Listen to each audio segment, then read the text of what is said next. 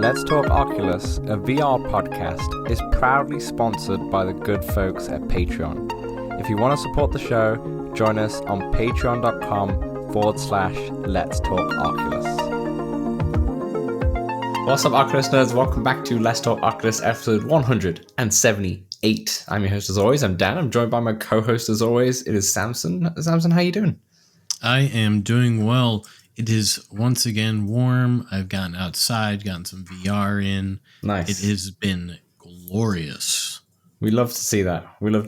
We may have to do an episode. I mean, you talk about it often when it is warm, but we might have to talk about, have an episode of maybe obscure places or just different places to just your bedroom, shall we say, in terms of playing VR. Because I play everywhere. You play everywhere. Exactly. You play in your car. You play outdoors.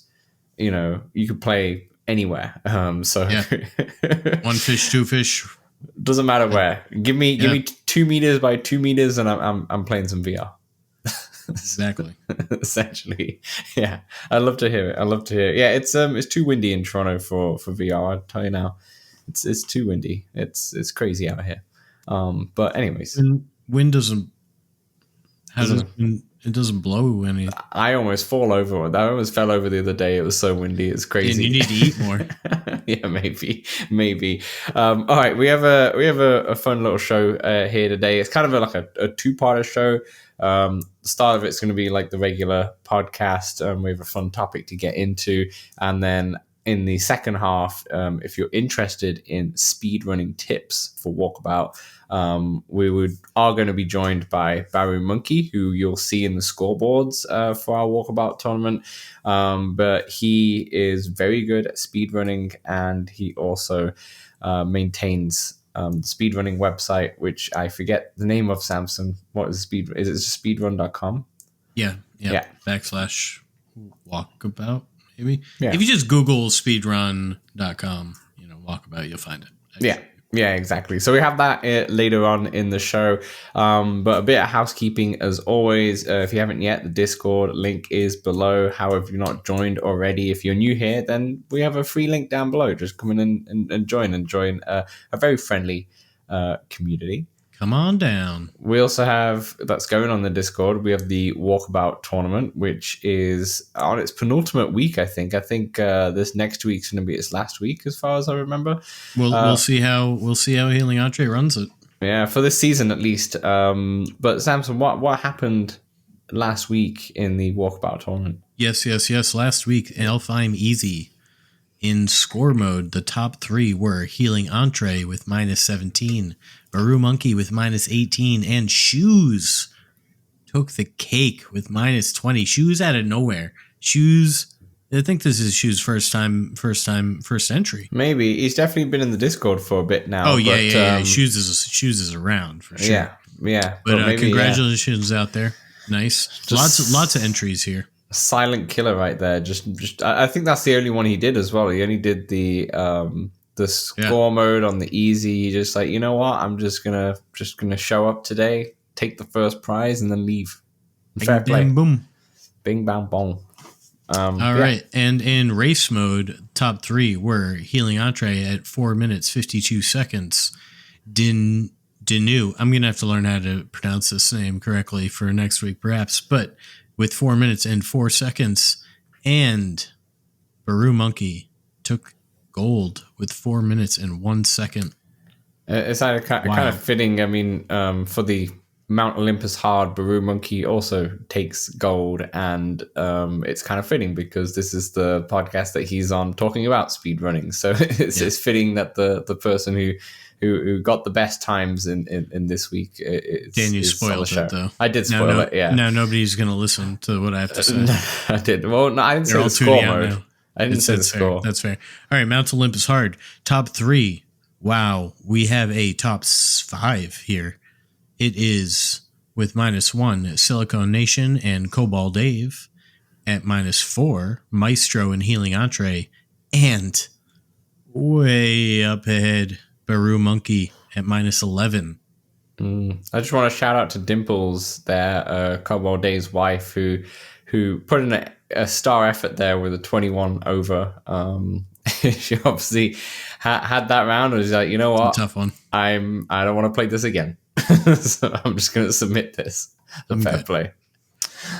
And in race mode, we had in third place, Liana at 9:11, Healing Entree at second place with 8:16, and once again, way up ahead, BaruMonkey at 6 minutes and 58 seconds. Yeah, it's mental, like 1.5 minutes at least. But if you've joined, come on down to the Discord and join for at least the next week. But yeah, Samson, what's speaking of next week, Dan? You bring it up nicely here. Good timing. Waltz and Gromit easy, and Meow Wolf hard. Scores in by March 24th at midnight. I'm gonna make sure I'm in this one, Dan. Gosh, that Meow Wolf hard is going to be very difficult. I have not played that course for a hot minute. Me neither, but just gotta wing it. And I love those rainbow balls. It's such a specialty course as well. It's such a specialty course. But yeah, this is the final season, just to confirm. Final week of the season. Most likely it will be back for another season. But yeah, final week. So if you want to get involved before a little break, before Healing Entree, shall we say, host this tournament again, then come on down. Just send him a DM and that's it. That's all you need to do. Easy as pie. Easy as pie. We also play Walkabout. We also play. You don't like pie? I like pie. Oh. I don't make it usually. Oh, fair enough. I guess I have made it, but not often. It's not that easy. It's not that easy. If you don't want to compete in that, it's a friendly competition. It's not like we're actually competing, but like if you don't want to compete in that, you can join us on Walkabout Thursdays, where we play every Thursday at 7 p.m. Eastern time.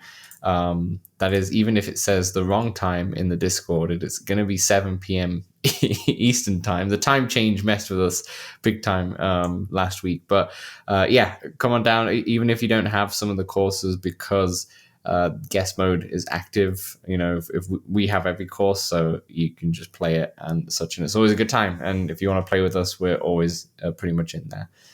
And such. Okay, so and then also Patreon. If you like us so much, throw us $1 at patreon.com/letstalkoculus. That is most of the housekeeping. I'm not going to say comments per housekeeping anymore, because it's become a regular part of the show. It's just part of it. It's a section now. Exactly. So let's go into the listener comments. Remember, if you want to send us a comment, you could do so on Spotify, on YouTube, on Discord, and various other places. You can DM me on Twitter if you really want to. You don't have to, but you can if you really want to.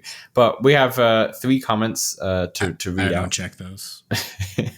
They're all bots. That's true, yeah. Because otherwise, if someone sends me a DM that I'm not following, it just goes into like a little pocket where it's like, check. Oh, the purgatory. Yeah, the purgatory, and then I'd never check that, to be honest. So, Samson, you want to start off with the first comment?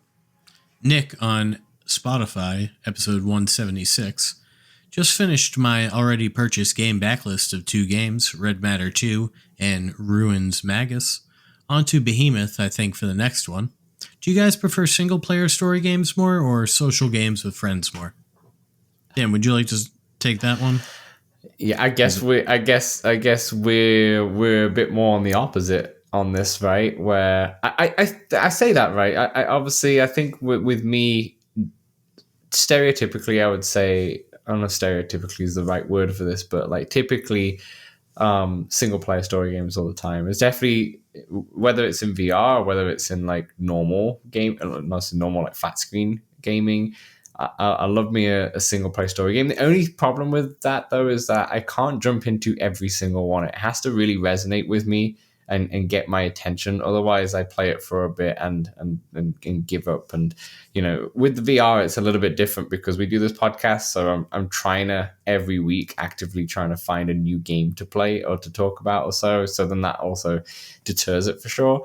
But yeah, I would definitely go for more single player story games. But I am, especially with the pod and especially with our Discord, just the LTO community in general, I do love the social games, especially just in Walkabout as well. So I would say a bit of both. But if I was to just pick one, I think yeah, I think single player is what I would typically go for. How about you? Then I play the same games every week.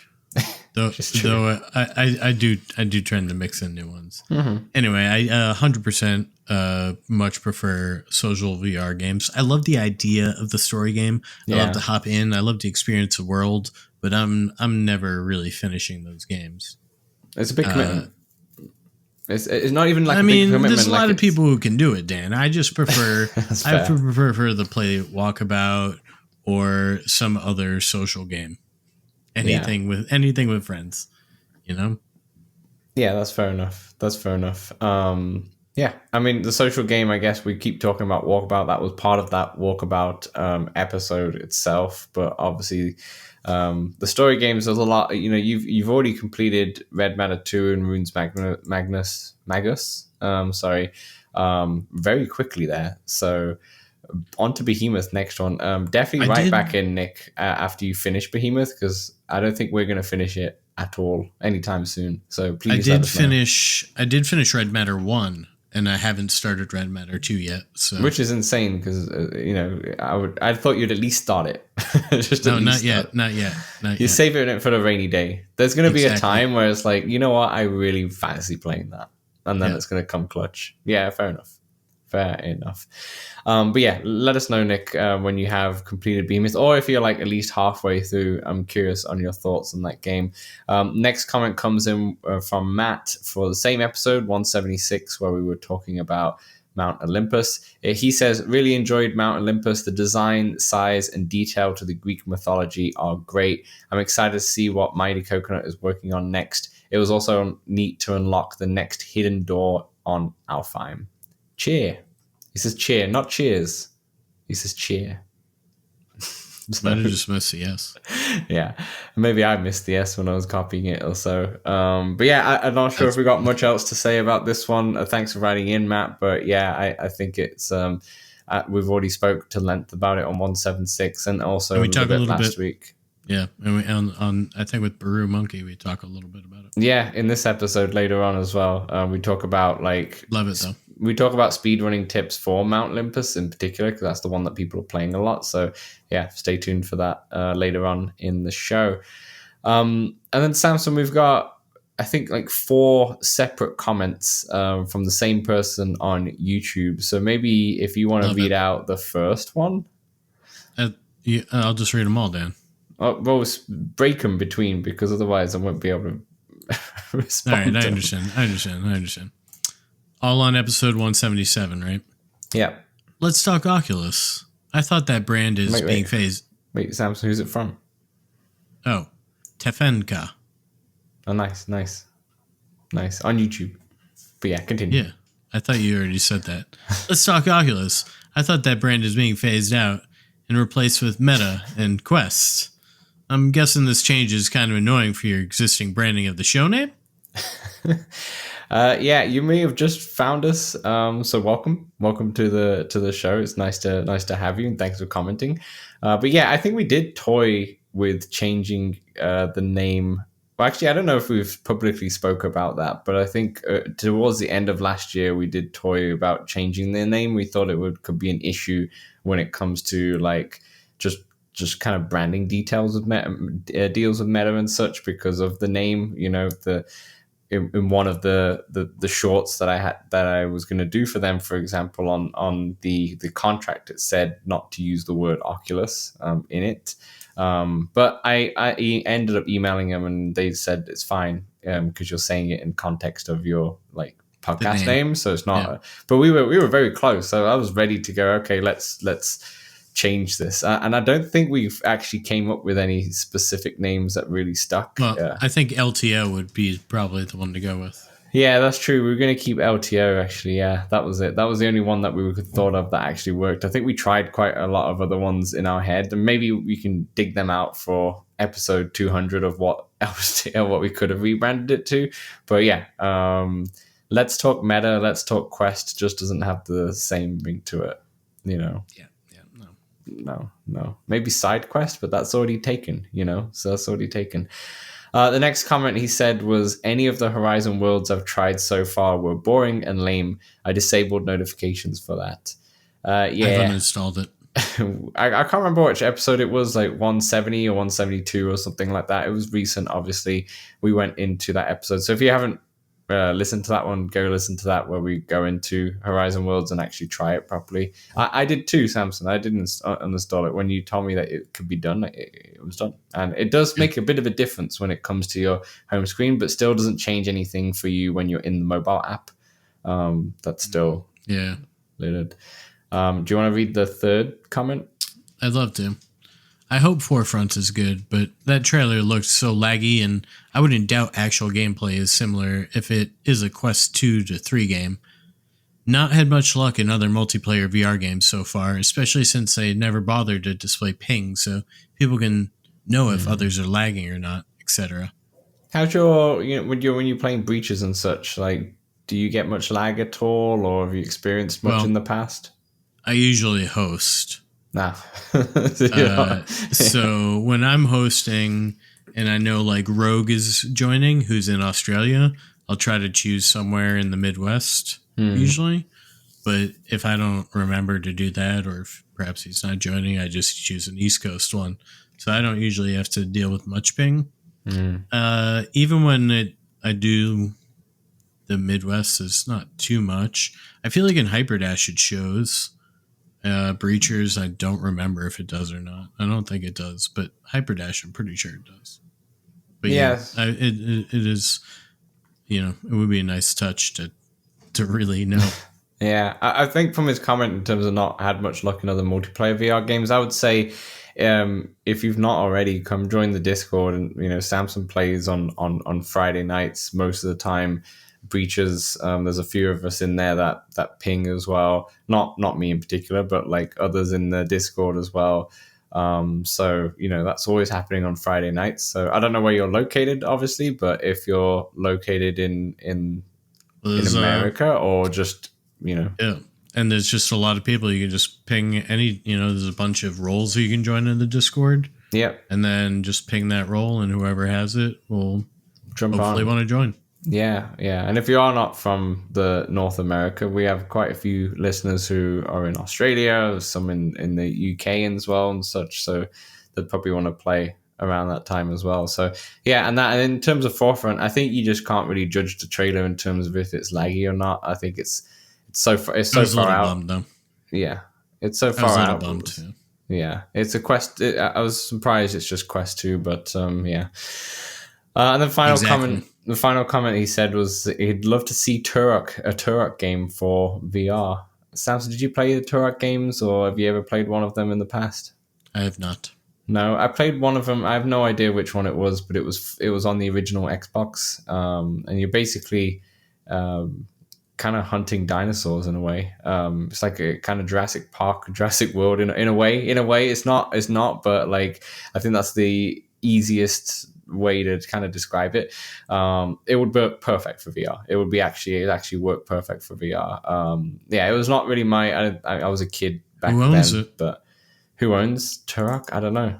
Should we find out? Why don't you find out whilst I keep rambling? But whilst you find out, thanks so much for the comments. As mentioned, you could send us a comment in a variety of different ways. Links are all in the description below, and you can send it us that way. It came out on the N64 originally. I remember, like, I'm wondering if it's a rare game, but I could be totally wrong. As Samson's trying to dig this out. Yeah, I'm not sure. You're not sure? Okay, never mind. Who owns Disney? It might be Disney. Acclaim Entertainment had this.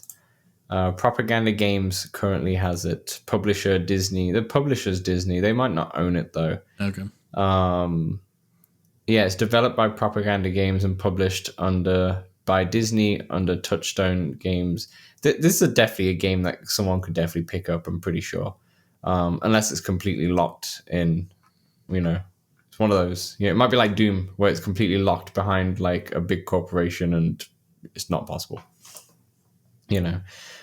So it is what it is. But yeah, thanks everyone for the comments. Let's move on to the main topic of the show. There's actually no VR news or no big VR news to really report. Actually, there was something, Samson. I did not write this in the script, but it came out like today or last night. Boz did his Ask Me Anything on Instagram, as he tends to do on almost a weekly basis. And someone asked him about the reason of removing the Move app, or Oculus Move. I don't think it was called that, just Move. And his response was actually slightly different to like the press release. The press release was more about it's using like legacy hardware and they need to kind of get rid of it. His response was more of the Echo VR kind of response, where it was just like there's a few people who use it, but not enough people to maintain it. So they've just canned it completely. Which he basically said it was too expensive, whereas before they said it was like a technological holding them back. Really odd response for me. It doesn't make any sense. I don't know, obviously, what's happening behind the hood and such, but to have something like that app, like that Move app, like why not just keep it around? I feel like there's nothing that they need to do in the back to keep, like, maybe they don't make it better or something, but I don't know, unless they're paying to they don't need to pay Apple and such for APIs or anything like that when it comes to linking with the watch. So I have no idea what he's talking about, to be honest. I think it might be a numbers thing. Someone on Twitter responded to me and they said that Supernatural and FitXR, which would be the main ones in theory you'd probably want to be tracking, like track in-app already.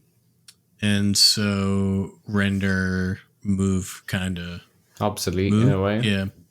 I guess I use it mostly to like just keep track of my game time because there's no real other way to do it. So give me that instead. I don't know. Yeah, fair enough. It's definitely not ideal and too expensive. How expensive do you think it is to keep Move going? There's a similar response for the Scoreboards app as well, which is a really shame. It's like with the lack of people using it, I feel like there's a missed opportunity right there, because fitness is such a big thing that they push for the Quest. And there's such a missed opportunity, I think. Obviously, maybe Move in its current state, not many people use it. But if they make it much better and much more, interactive and more tied in with all these, and I know what you're going to say, but I'm just saying. Imagine if they connected the two and there were achievements connected with calories burnt. In every game you had like, you earned 100 you burned 100 calories playing this game. Here's an achievement. Like the Apple watches, the Androids, the Garmin watches, they all have achievements and such in there. Like, like you said, you hit the nail on the head. Make it better, and I'm sure more people will use it. But, it's just too expensive. You got to give those executives their big bonuses. That's true. That's true. All right, let's move on to the main topic. Sounds a bit of a fun main topic here. And the main topic is improving the use of VR in education. And I don't mean just schools. I also mean like in museums or galleries, anywhere that you could learn something. When you're walking around the street, you see a plaque on the side, you want to read it, you're learning, anything like that. And the reason for this topic is I actually on the weekend went to a place called Arcadia Earth. It's here in Toronto. I'm not sure if they have other locations across America or anything like that, but it's basically like an immersive museum where you go in and there's a bunch of different rooms which are think of like a science museum in a way, but like there's the large set pieces in these rooms. So you go into one of these rooms and everything is just like a massive giant touchscreen in a way, and everywhere where you step there's like so it's all about like environmental friendly stuff and climate change and whatnot. But like on the floor, for example, if you step on a specific button, shall we say, that's on the floor, then the floor turns a little bit around you and a fact is shown, and you could learn a bit more about the environment or whatever it's talking about and such. So you've got like very immersive rooms everywhere, and a lot of the displays are actually really cool. A bit too expensive for what it is, I would say, but still it's a cool little idea. But yeah, it's a museum that would, like I said, teaches you how to combat climate change. But one of the biggest things is that it's pretty much centered around augmented reality. So before you go in, you have to download this app, which is Arcadia Earth app. And as you go through the rooms, you have these immersive galleries, but also there's like some areas along the rooms where you want to scan with your phone. So it's one of those typical, you scan it and an augmented reality thing happens. So the first room, for example, was full of like fishes, like whales, those kind of things, sharks and such. And when you scan your phone, then the big shark comes on your phone and such. But then you can click on different points of the shark and it will give you facts around it and how like the environment's causing damage to the habitat and such. And then there's also questions that you have to like answer afterwards to test your knowledge and such. Really cool. But I found the problem is that when you're just looking through your phone throughout most of these rooms, it kind of like distracts you quite a lot because you're just focused on the small screen on your phone without actually looking at the rest of the gallery, because a lot of the action is happening through the phone, right? And I think kids got like bigger iPads, so it was a little bit better, but still, you're just looking through the phone. Did it kill your phone battery? It did a little bit, but the phone battery is pretty good nowadays, right? So it wasn't the best, but yeah, I don't think I was worried about that too much. But there was also, so you had that, which was very distracting. And also there was a VR room where you go in and it was just like tables and you just sit at the table and some person puts a VR headset on your head and it's like, which one? I don't know. I actually had no idea. It was probably like a Quest 1 equivalent kind of thing. Like it's one of those like really old kind of VR headsets. Almost one of those headsets that you put a phone in, right? One of those kind of headsets. But she put it on and actually played a video that I've seen before on the Quest TV, which is basically like a 90-second, 180-degree video, and it's just going through different animals or such. So it starts off with insects and then it goes to like a lion touching the camera and such like that. If you want an Oculus TV, I'm sure if you see there's a thumbnail of a lion like right in front of your face, that's basically the one. Very old stuff, right? On an old VR headset. So this is where the topics come from, because the use of VR and AR, it sounded cool going into this. It's a brand new museum as well. Like it only just opened like just under a year ago. So it's like all brand new, but it's just very poorly implemented when it comes to the VR AR. So this is where the topic came of how do we improve the use of VR and AR in education. And Samson, maybe let's starting on this little museum here. I think what they could have done is, instead of giving you a phone, giving you an actual VR headset which has mixed reality, like the Quest 3S, for example, and let you walk through the entire museum with that headset on and have all the augmented reality stuff right in front of your face. Do you think it's good enough to? I think the Quest 3S would be, yeah, for sure. Yeah, for sure. Just to have on your face and you can walk around the whole museum. The museum's not long. I feel fine doing that, but do you think like somebody who's never really done that before, it's a little warped, right? Like and the perspective is a little weird. It's true. Like I'm super used to it, so like I can do pretty much anything wearing that thing. But it's better. That's one concern, but I do like the idea. Yeah. I just feel like we're not quite there.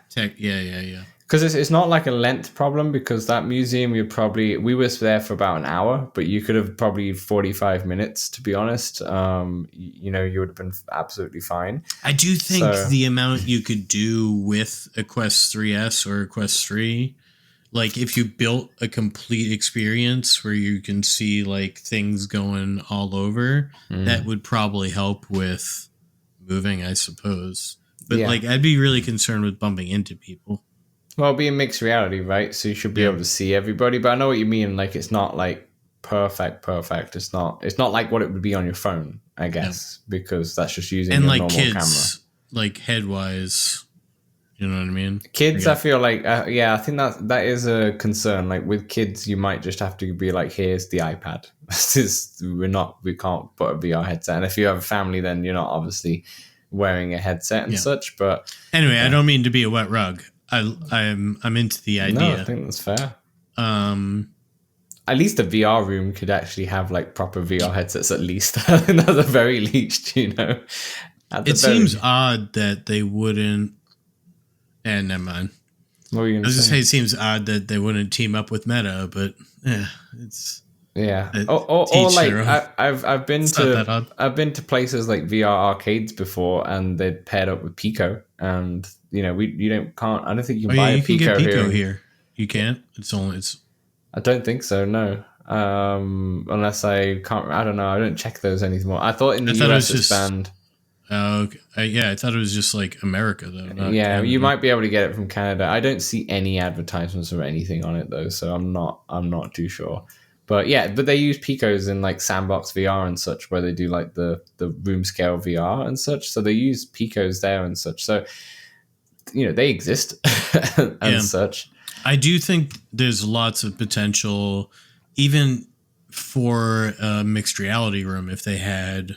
Quest 3S, you know, maybe just one dedicated room for it. Yeah, even if you just had one dedicated room for it, and then see how that goes, and then expand it if you can. Yeah, it would be cool to go into a room and be like, you put on this VR headset, and then all of a sudden you see all these like, I don't know, the aquarium or so all around you and such, and you could like touch points. Like I went to one in Montreal way back in the day in 2021, where it was the Felix and Paul Studios like space station and such. That was all in VR. But that was really clever the way they implemented it and helped you not bump into people because you could still kind of see people when you get close to them. And that was decent as well. And I think when I saw the reviews, a lot of people really liked it. A lot of people new to VR. So I think missed opportunity with Arcadia Earth there. But I think it's a tough one. It's a tough one. But in terms of just like, maybe let's just broaden it now. Let's not just think about museum, but maybe in the classroom or maybe just even at home and such. Like what would you say would be really helpful? Yeah. Well, I just want to point out a few other things. Like one, it'd be very expensive, right, to get enough MetaQuest 3s for the museum. Plus you'd need to be sanitizing them. People, especially post-COVID, don't really want to wear something on their face. Wear something like that, yeah. So I feel like until it gets like AR glasses, we're just like not quite going to get there. Anyway. You never know. I remember the Louvre still has 3DSs for their audio guide in Paris.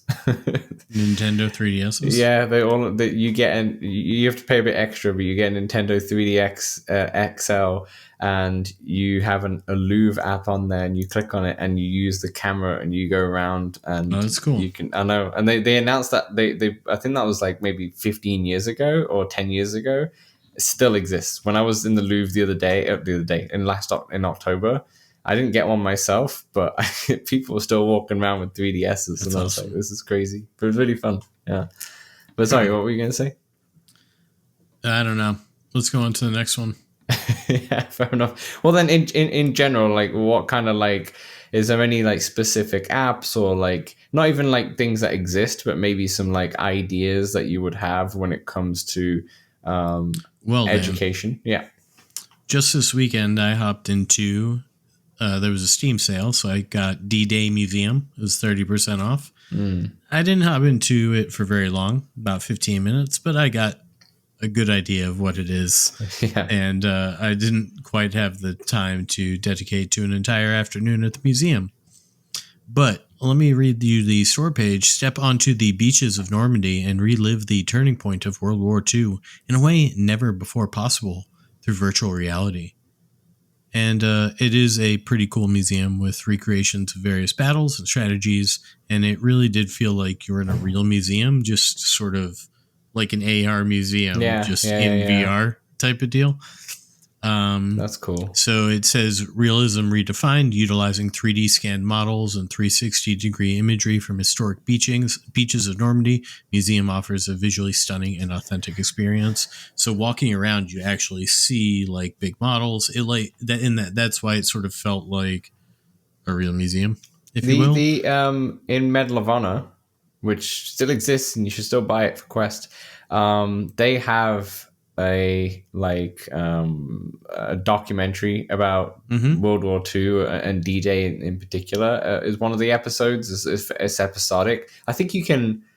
No, you can't get that one separate. I think you have to buy the game and it's in there, but there's another separate little story that you can watch outside of that. But anyway, they have the same kind of thing where like you're on the beaches of Normandy and it's the current beach state, like what it is now, but then it's overlaid with like, imagery or videos from the actual day itself of where it would be. Really cool idea to do it. It's not as good as like the JFK memento of how they like reconstructed that area and such, but it's still really, really good. And it gives you that sense of like exactly where things were in like real life, like today, modern day, basically. So yeah, that's what it sounds like, what you're saying. Yeah. So this one also you'd have like basically models, 3D models, and you'd see a map and you'd see things come in, planes, if you will, bombs, and it would just tell the story of certain battles. Very cool. Nice. It is educational experience. Immerse yourself in a blend of traditional museum exhibits and cutting-edge VR technology, providing educational and emotionally impactful journey through history. And Dan, I felt like this fits in very perfectly here with our museum topic. I agree. This could 100% be a part of a school's curriculum. Absolutely. No, I agree.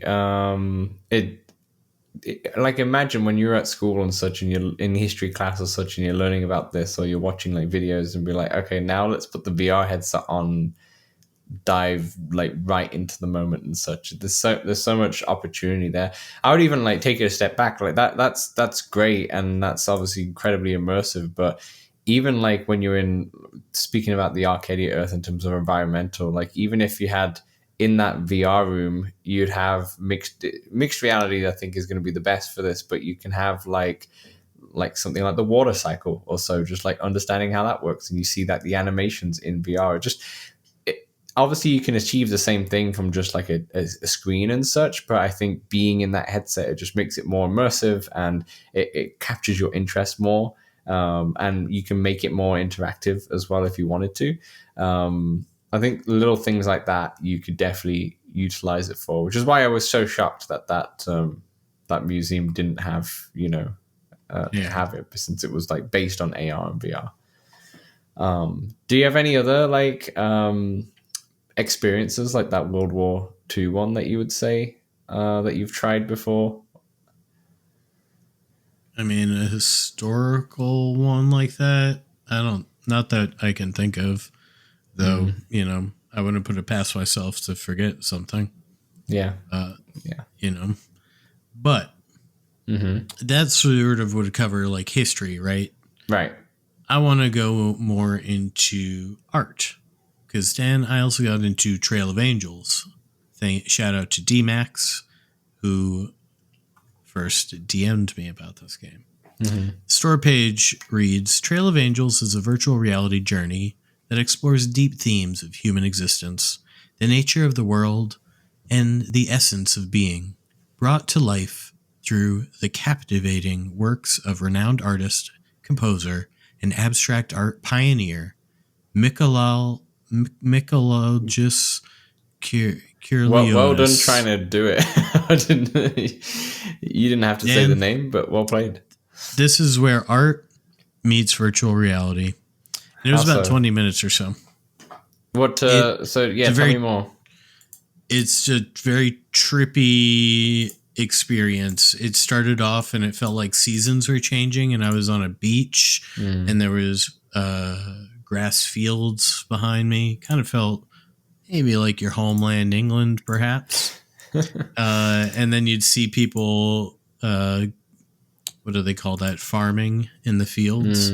And seasons are passing, and then slowly you'd say time passed, and even it just took you through various. There's no words to describe it because it's just sort of fluctuating imagery. But This is like a VR movie, essentially. Yeah. And I remember clouds, cloud, not people, but designs, and it was pretty cool. Very meditative. I imagine you could do this a few times, and because it's 360, you're going to have a partially different experience each time, so long as you don't look in exactly the same place. Yeah, that sounds really cool. I'm assuming that's only PC VR for now. Yeah. I played it on Steam. I did play it on Steam. And Dan, this would be perfect for an art class or a perhaps meditative experience during an education. So I did have one really good experience with VR in a museum before, when I went to. It was in not Boston, but below that, I think it's in Rhode Island. Providence. Where's the place that near you where there's a bunch of mansions everywhere? It begins with H. Well, there's Newport. It might be Newport, actually. I thought it began with H, but obviously not. I think it is It might have been Newport. There's a bunch of mansions. It's on the coast, essentially. It's on Newport's an island. Okay, it's not Newport. It's somewhere around your parts, basically in Boston. But when I went there a year ago, a couple of years ago. No, I trying to find out where it is. Hold on. Let me just tell you. It's New. Oh no, I think it is Newport. Yeah, it is Newport. It is Newport. Yeah, I went there because I was in Little Compton for a wedding, so I went over to Newport. Yeah, so there was the US Open in tennis. For some reason, I never knew that was the first started there, which was random. But anyway, there was a little tennis museum, and when we went in there, they had VR headsets. They had Quests, actually. It must have been the Quest 2. That was a couple of years ago. But it was cool because you learnt about a specific player and the achievements and such. I can't remember which player it was, but then you put the VR headset on, and it was like the first black player to play tennis. I think it was something like that. And you put it on, and then they're there, like the 3D reconstruction of them in a way, talking about their experience, and then you get sent to like where it would be, like going to the actual match. And obviously the match was like years and years and years ago, but they've kind of like reconstructed it in 3D and virtual reality once again. So it was really cool because you get to watch him like narrate. It's just a tennis museum? Yeah. In Newport. It was really random. But they had two VR headsets, and I think both were for different players. I think one was about like the first woman, and one was the first black person to play. I think that was what it was, if I remember correctly. It was like a couple years ago now, but they did it really well, like really, really well. And it's such a random museum that just had. This is the Hall of Fame.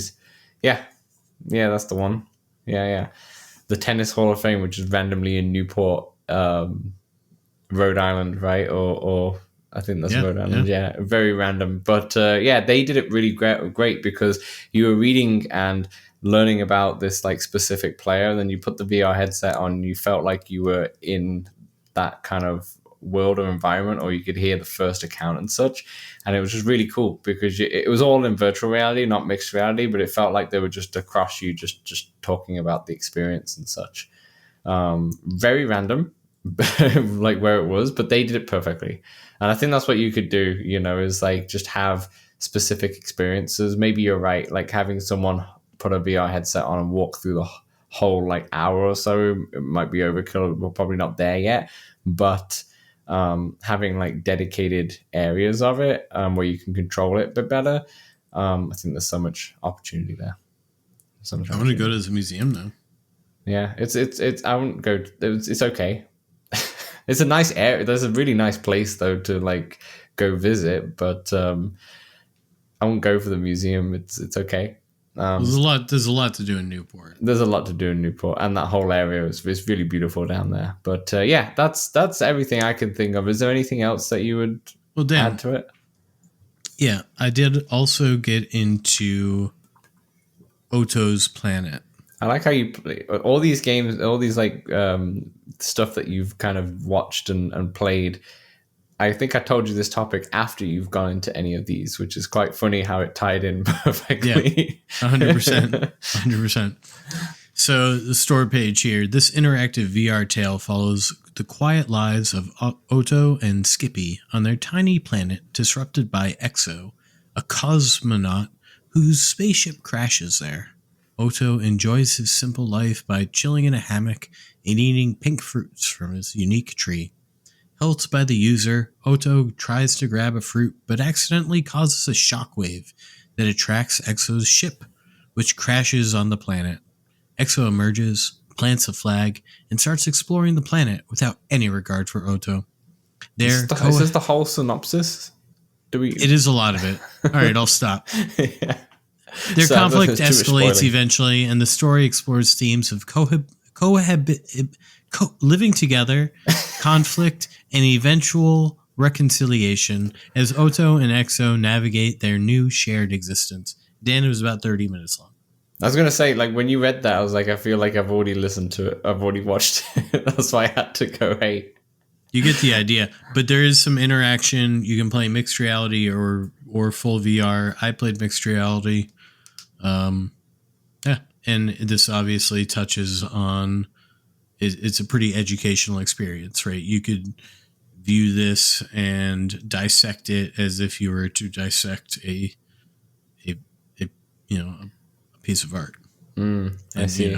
You could write an essay on, who is right, who is wrong, etc. Nice. I've not heard of this one, and this is on Quest, so you can actually pick this one. It's called Oto's Planet, as you just mentioned. I think it feels like it's just fairly new, to be honest. November 2024, end of November 2024, it came out, and it's only around $10 if not less. So yeah, maybe definitely pick this up for sure. Oh, and it also uses hand tracking. Nice. So yeah, there we go. If there's anyone got an idea of how they would use VR and AR in education, to either improve the experience, do let us know. But yeah, that's everything for part one.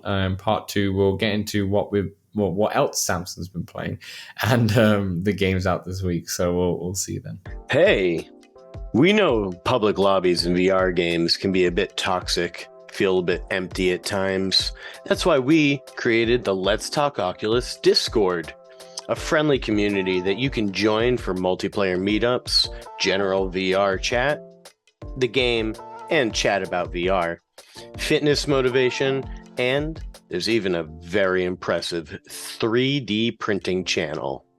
Join over 100 of our community members in the Let's Talk Oculus Discord for free. The link is right in the description. All right, welcome back to part two, what we've been playing in games out this week. Samson, you've already told us at least 3 things that you've been playing, so let me just jump in there. I've been playing a couple of games. One, I'll stay quickly because I've already spoke about this on a previous episode, but Trover Saves the Universe, which is made by the creators of Rick and Morty. I just played another level in it, to be honest. That's all I did, but it took me so long to finish that level because it's so good when it comes to like dialogue. And what happened is to the start, I think it's like level 2 or level 3, I think, or so. But the pretty much start of it is you end up going through and you meet these two dudes who are like on top of a castle, basically on a wall. And they kind of have nothing to do with your story because what you're trying to get to is way over there on the left. It's not even in where they are in this castle. But they talk so much crap about you. It's so funny. And then if you stay, they just keep talking, and then maybe they stop talking about you and they start talking to each other and such about different stories. But then you go, if you leave the area and they're like, okay, goodbye, and they start swearing at you or whatever. But then if you come back eventually, they'll be like, oh, you're back again, whatever, and they start swearing at you again, and then they all of a sudden continue talking to each other again. And it goes on for so long. Like I just kind of sat there and did not move for a while. And then I ended up, you can push your seat up, right, at 3 different levels. And when you get up to 3 levels, they even look at you and be like, whoa, you think you're too big now and all that stuff. Like they all react to what you're doing, which is great. But then it gets to a point where eventually it goes into a little bit of a dialogue loop towards the end, and they even say, they're like, oh, it's a loop. I think the other guy ends up massaging the other person, and they keep joking. They're like, oh, this is the longest massage ever and such, and he's like, yeah, it's a loop, we're gonna keep going, and then it keeps going, and then you eventually realize that, oh, okay, now I can just leave, because they just can continue massaging one another and such. But just hilarious, Samson. I'm having it's a game, like I mentioned in the podcast before, it's a game that's so dated in terms of what it is, because this came out in 2016 or something like that, and the graphics are fine, and the gameplay is very basic and such, and it's it's pretty much seated, and it's there's not much VR components to it, but it's so funny. It's so funny that it's like it doesn't matter. It doesn't matter. It's one of those games. It is flat too, I think. Yeah, I think so now. Yeah, as well. But yeah, it's so funny that I would highly recommend it. I think I picked it up for like $10. That was on sale. It might have not been sale anymore, but yeah, definitely have a look at that game. And the other game I wanted to shout out was Rogue Stargun. We had a listener comment an episode or 2 about this game, and it's in early access at the moment, and it's the classic like plane, like a spaceship kind of game when you're in your cockpit, and it kind of spaceship management a bit, so like your cockpit can catch on fire and such, and you have to put it out and whatnot. But it's in early access. I'm not very good at these type of games. I'm just not good. It is cool though, because like you can tell, even though it's in early access, it's really well done in terms of controls. Like you have your joystick, I guess, in the middle, and you can hold on to that and do all the movements and such, and I found that very difficult. Or you could just use your analog sticks and kind of get around. I'm just not very good at like flying and shooting and multitasking in the air. I always end up doing loops and disorientated. I just don't know what I'm doing, so it's not a game for me. But I can see if someone's into like what was the really famous one on PC that everyone, Elite Dangerous, I think it was called. A game like that, or Star Wars Rogue Star Wars Rogues, the space squadrons, not Rogue Squadrons. I thought it was Rogue Squadrons. Anyway, Star Wars Squadrons, for example, those kind of games. If you're into that, this is much more of like a very much indie version of it, shall we say, and it's in early access, so still rough around the edges. But if you're into that, and you're into that kind of traversal in a spaceship, I think you should definitely check it out. It's a fun one for that. For me, no, I'm just not very good at flying. I'm just not very good at flying. Even in a flat screen game, I'm not very good. But yeah, they're the 2 games I've played. What else have you played this week, Samson? Well, Dan, I mentioned playing outside. Most of that outdoor time was spent in Synth Riders, where I got more into the DLC. Now I got the DLC name here. We had I Don't Want to Wait by David Guetta. Jesus. Yeah, Guetta and One Republic. Gimme Love by Sia. I Like the Way You Kiss Me, Artemis. Apple, Charlie X. CX. Lovin' on Me, Jack Harlow. And Dan, of course, I got into a lot of my custom songs by Extreme Caliber. OG. Who we had on the show September 2023. Nice. Wow. I think. I was going to say, I was like, Did you write that down? I don't even remember that. I knew it was September, but I don't know that it was, I don't think it wasn't this September. So yeah, that's fair. Dan, I got back into Mobile Suit Gundam Silver Phantom. Did about 25 minutes or so. You can take in parts, if you will. It's just so cool. It's just so cool. And once again, though, I wish I could interact less That's fair enough. You want it to be a movie in a way. I just want it to be a movie, Dan. I just want it to be a movie. That's fair. But it's so cool. If you're into Gundam or Mobile Suit or anime or want to give that graphic a try. Novel. Is it a graphic novel? Basically? No, it's like an anime. There's no reading, it is. really. Okay. Yeah, that's fair. Demio Battles also got into this in mixed reality outside again and huge in the living room. Fantastic. I'm slowly working my way through the single player here on my quest. I had mostly played on Steam before. Nice. Cubism, hopped in Cubism early morning before people, everybody woke up. I'm just, let me do some puzzles. Just tease your brain in the morning. Dan, I'm at the point where I have like just expert ones left, and they're really tough. I was able to knock out a few hard ones, but now I'm really impressive. I'm really there. I even struggled on the bloody easy ones, so it's impressive. They're hard. They're getting there, but yeah, very fun puzzle game. Got back into Galactic Catch by Baobab. Nice. I was like, you know what? I want a chill game, and also had them on the show. Yeah, I don't remember that date, but no. Galactic Catch. If you're looking for a chill fishing game, single player, and you don't want it to be real, it's got a story. The art's delightful though. I still have the art book. It's great. I have the art book behind me still, and it's fantastic. It's a great time. And finally got into the Kendrick Lamar Beat Saber song. Nice. Not Like Us. And Dan, it is not like us. I don't know what I mean by that. It's pretty good though. It's pretty good. It is. If you're into that, it nails it. There's no. They say all the swears, so it's fucking good. Moving on. Yeah, moving right along. Got into Trombone Champ also. Here and there. Gotta tune it up. And Trombone Champ. If you're at all into. This is like a rhythm game though that mixes in like old school rhythm game, right? Because you're just all about hitting the button at the right time. So once you get the hang of it, it is fun to blow. And table tennis stand, and I've got my girlfriend and her daughter in, and neither of them are particularly good at table tennis. So when I say they played, I put that in quotes, but it was pretty cool. They were played in the same room, and it was a pretty unique experience. Hopefully, it grows on them. Nice. How were they? Did they get used to it a little bit, or? My girlfriend has trouble serving. They're not very. They've never really played table tennis before, so. They're not only getting past the hurdle of VR, new to that, it's also new to the game. Fair.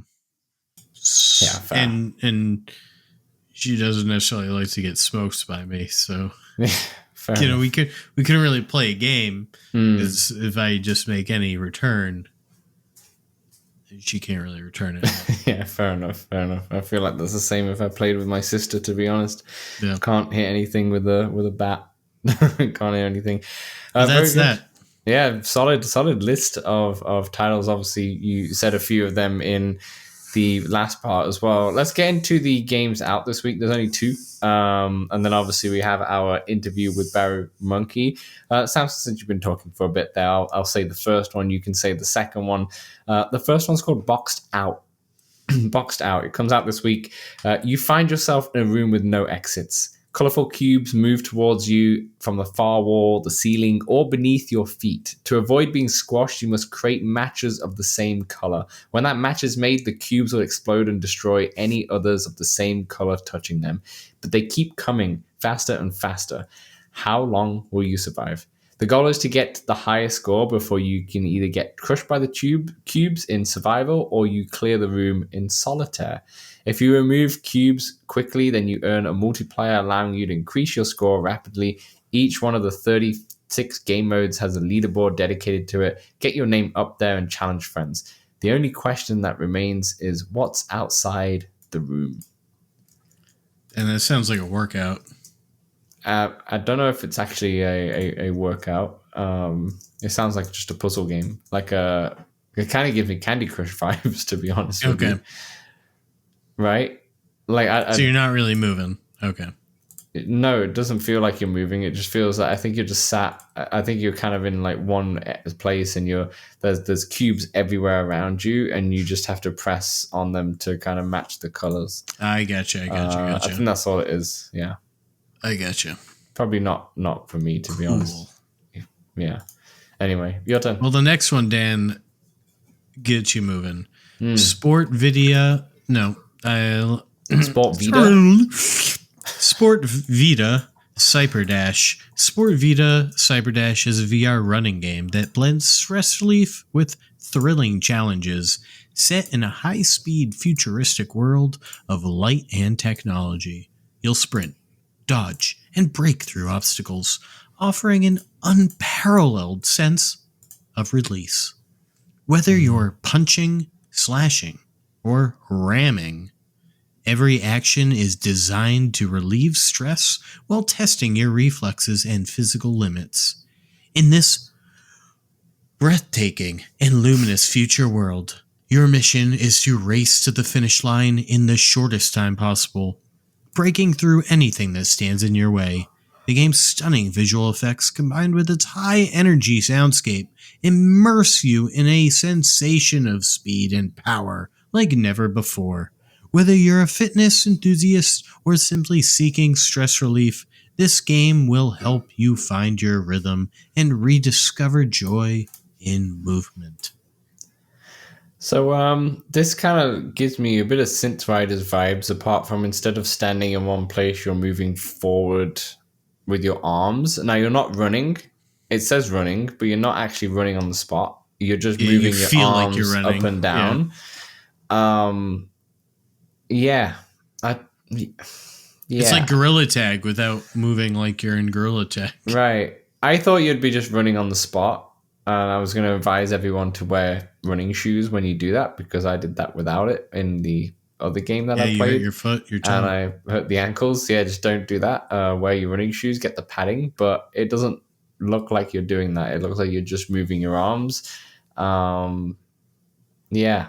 I don't know. Yeah, there's so many fitness games out there. This is definitely not one that I'm going to try, but at least it's different. Yeah, it looks cool from like the first person. Like it kind of looks like, it reminds me of a running version of Thumper. Like it kind of Synth Riders, like a Tron kind of. Yeah, exactly. If you combine those with the Synth Riders and like Audio Trip, all that, but probably not for me. Yeah, that's fair enough. I think Thumper actually just went to flat screen, as far as I'm aware. I think I just got the email. I'm not sure if I'm allowed to say that.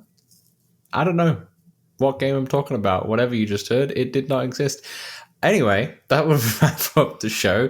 Well, not wrap up the show. We still got the guest, obviously. We have part 3 with BaruMonkey, all about speedrunning in Walkabout, or just race mode and how to improve your scores in general.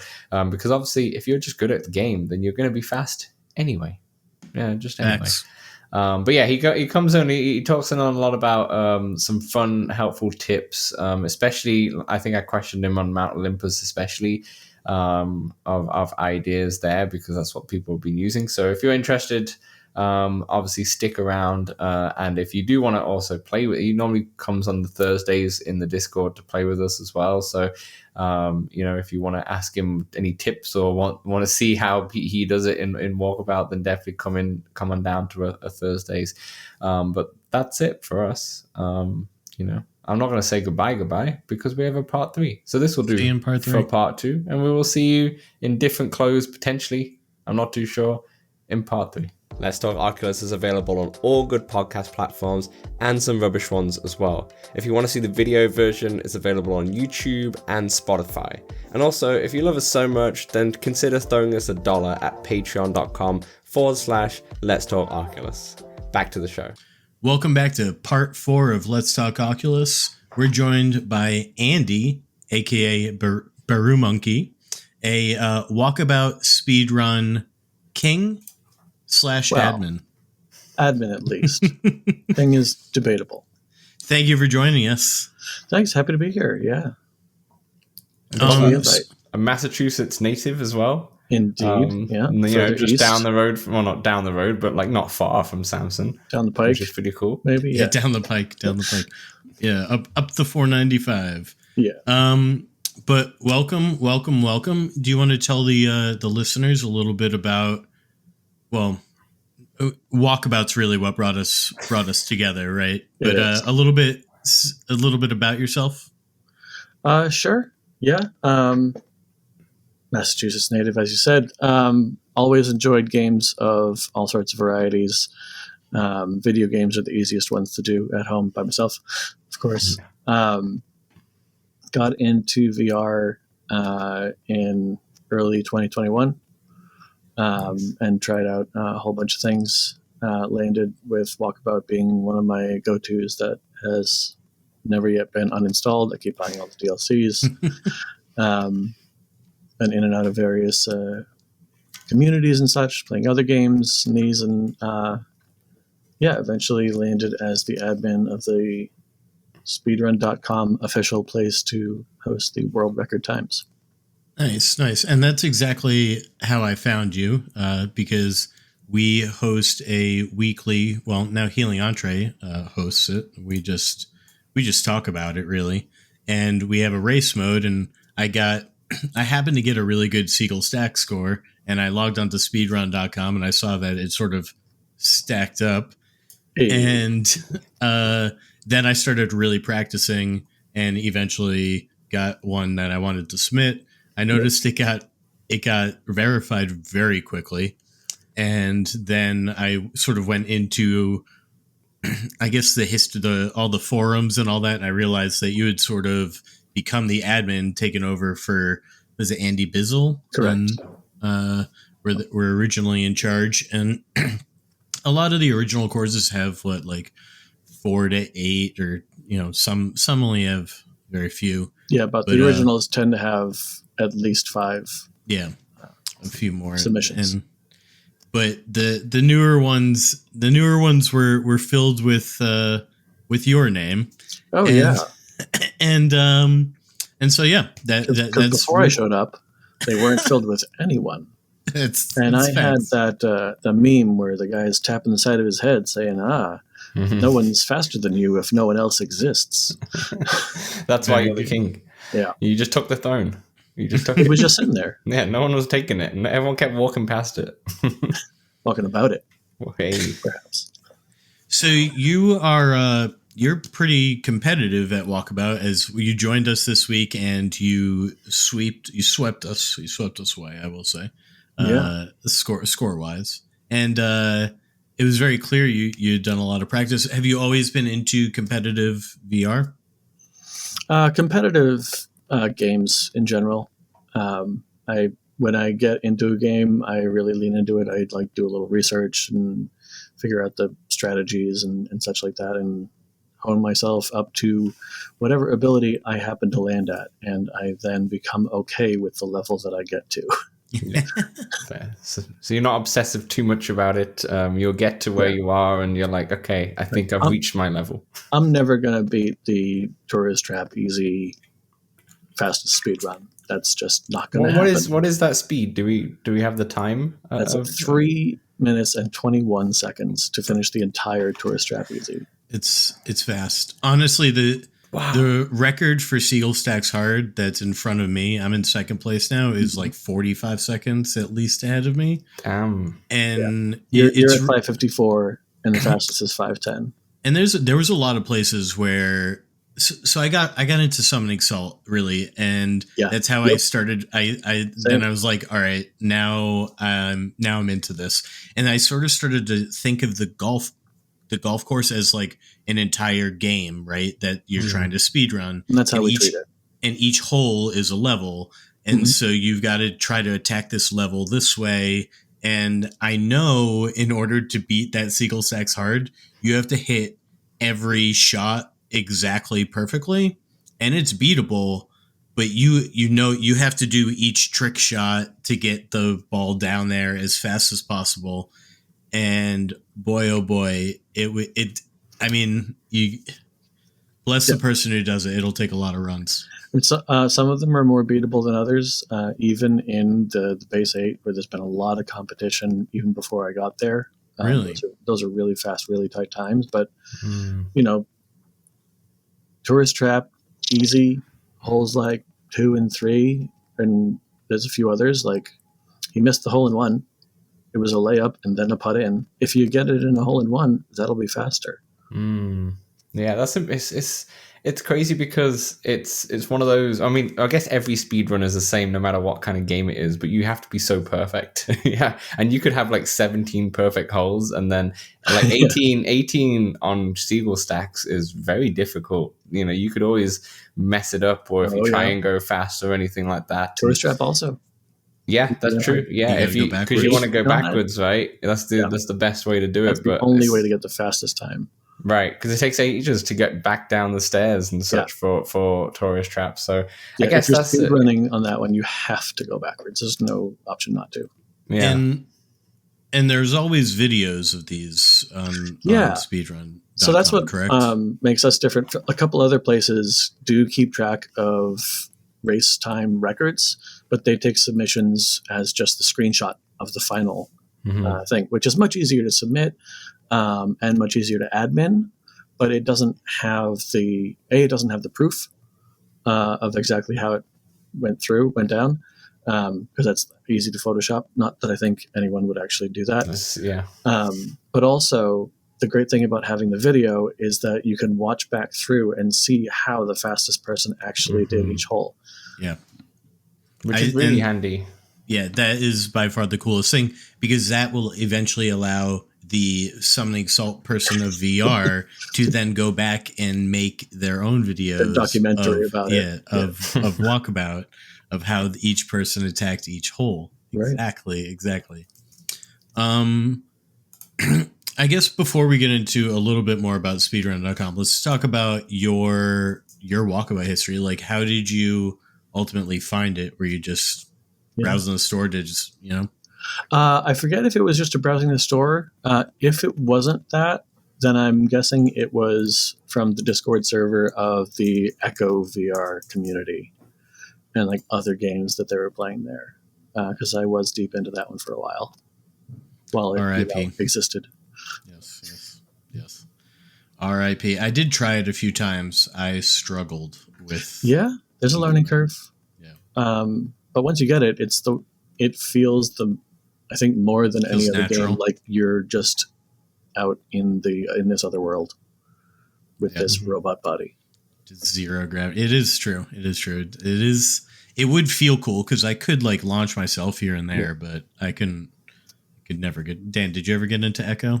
No, I didn't know. I think I remember playing it like once when I had the Quest 2, but I didn't know. I got into Lone Echo on the PC VR, but not the actual. That has all the same motion controls and such. Yeah, it's based off it, right? It's just like it's kind of the multiplayer spin-off of it in a way. But yeah, no, never got into. You know me, Samson. Like when it comes to these multiplayer games, there's very few that resonate with me, to be honest. Same. But like I was on a team in a league with like scheduled matches and everything. Yeah, and they just pulled it away, Dan. Pulled the plug. But yeah, I've tried a bunch of other stuff. All the popular ones: Half-Life Alyx, Pop One, Beat Saber. The other couple that stay on, and I've spent a bunch of hours in, is 11 Table Tennis. Has a lot. Super natural feeling, like just like Walkabout feels like you're putting. This feels like you're playing ping pong. Yeah. And one that probably people wouldn't have heard of as much, I'm not sure, Puzzling Places, the 3D jigsaw puzzle thing. Yep. They even have the cherry blossom level. Yeah, that is cool. And it's very cool. I do like to hop into that one here and there. Yeah. Bunch of escape room kind of things, like The Room VR is great. I Expect You to Die, of course. The Last Clockwinder was a great puzzle thing. An Escape Simulator, I haven't actually gotten onto my headset yet, but it's just a whole bunch of escape rooms. Yeah, I haven't played that. When me and Samson played Another Door like a couple months ago, we had a code. I think we got stuck. We got stuck. Yeah, I still can't beat that level, Samson. It's just those ones. Those kind of puzzles where you have to. I think about like one of those picture ones where all the picture pieces are in place, but you have to move them, slide them, and such. Right. And there's only one gap, so you have to keep sliding them until you find it. It was a similar kind of end puzzle where it was to do with pipes, but it's a similar kind of thing where you just can rotate pipes once and such, and then by the end of the run, if you don't get it, it resets to the start, so you need to do it again and trying to figure it out. And I'm just not good at those kind of puzzles. It's the one that always stumps me. Yeah, well, Samson was not great either. We need to outsource that. Yeah, we need to hire someone. Yeah. Yeah, very good. What are some of your best speedruns and or scores that in Walkabout? For mine, there's so I actually looked at the numbers. I have 12 first place runs. If you don't include the easy and hard in a row versions of each course, in which case, if you did, I would have 41 first places. But all 29 of those are fully uncontested. I got you. That's fair. What is that? Is that like you do the easy and you jump straight into the hard and then like put together? Both of them in a row, added up. Got it. Let's go right into it. Let's go into it, Dan. Speedrun.com. So, like the different types of submissions, how to submit. Sure. What do people need to do? So you need an account on the site, but after that, you need to just take a video of your run, preferably in race mode, because that makes it super easy for both you and for me. Automatically gives you your time at the end, and guaranteed to be fully accurate. Because if you can submit a run from regular mode, but you have to take the time from when you start the video to when you first putt. Yeah. And subtract that off of when your ball lands in the 18th hole. Mm-hmm. And then you also have to subtract 1 second off of that. Because I figured it out. I calculated regular mode versus race mode. The race mode clock actually starts 1 second after you are able to putt. Oh, I see. So it's 3, 2, 1, 0 you can hit, then the timer starts. Right, I see. But I needed to figure that out so that we could accept race mode runs in here to compare them. Because there were just dozens and dozens of runs that were submitted before race mode even existed. Yeah. And we can't just erase. Yeah, we needed a way to compare them. It must be so much better now that there is race mode, right? Yeah. Like before it would have been, because of what you're saying, a bit of a pain, but now they've got race mode, and it also helps the user so much because they can see hole by hole how much time they've spent on a hole and try and improve, right? Which is massive. My main feature request that I want in Walkabout is for your race mode final times to be saved, like your personal bests are saved, and like super extra bonus points if they could save how fast you've got on every hole so far. So it'd be new hole record and such, right? If you do I would, and then like if they could calculate from that your theoretical fastest. I think you're asking for too much here, Andy. It's just some math. I want a ghost. It's just math. Like save ghosts. Save ghosts. A ghost would be amazing. A ghost, and then you could like share ghosts, so you could like really. Oh God, that's asking too much. That's just like invented a whole perfectly new mode that anyone could jump in. Maybe sideload them. I don't know. That would be amazing though, right? That would change the whole game, to be honest, when it comes to speedrunning. It doesn't have to be for everyone. Because it'll be so much fun, because that'd be like, if I want to like, have Andy's, I don't know, his top score or whatever, I could just try and race him, and then I can kind of see what he does in VR as well, which will make it better than just watching it and then going into it, right? We'll make it happen. We've got contacts. We can. I do have a question about the easy mode, hard mode. Did you do both of those in race mode and then combine them, or is that so for that one? It doesn't work. Okay. Race mode doesn't work for those. I haven't written that anywhere on the site yet, but you have that one starts like when you hit the putter easy mode, and then you have to like go back to the main menu, click it. The timer is still clicking. Okay. Ends when you sync it on 18 on hard mode. Yeah. Gotcha. And that would be the same, because there are some other cool ones like the base 8. Oh, sure. The other leaderboard modes is if you don't do all those in a row, and that you can choose to do it all the easies, all the hards, or all of both of them. I don't think there's a submission yet for both. There is not. I have my own submission for the easy one and my own for the hard one, and they're each approaching an hour. And there's only so much battery that the headset has. You need those Bobo batteries. Yeah. I used to have that, but mine broke down. I find that very stressful doing all, like, I find it very stressful trying to do a full 18 perfectly, and then let alone here, let's do whatever 18 times 8 is. With this one is, you will be first place. That's true. Guaranteed. Yeah, that's true. Get those submissions in, people. Get those submissions in. Let's get a top 10 by the end of the year. Yeah. I mean, we got, and also, so that you could also just do the Lost Cities ones, or just the Jules Verne's. That's only 3 of those. And I've actually just today added as a category the Evil Layers trilogy. Nice. You can just do like the easy mode of those 3 in a row, and you will be the fastest person in the world. You have a world record. Wow. Yeah. And if you want to go for those easy and hard modes for each one, the ones I put in are horrible. You will be a world record holder. You will be faster than me. My temple at Zerzura was 17 minutes and something to do. Wow. That's the thing with the long ones. It's really like you can't really play perfect. I mean, at least not these first submissions, right? Yeah, exactly. You accept some imperfections, and it's more about whether you do it or not than how good you are at some point. Exactly. Exactly. But yeah, once you have that baseline knowledge of what the rules are, then start the race mode, start your recording on the headset from the Oculus menu, record.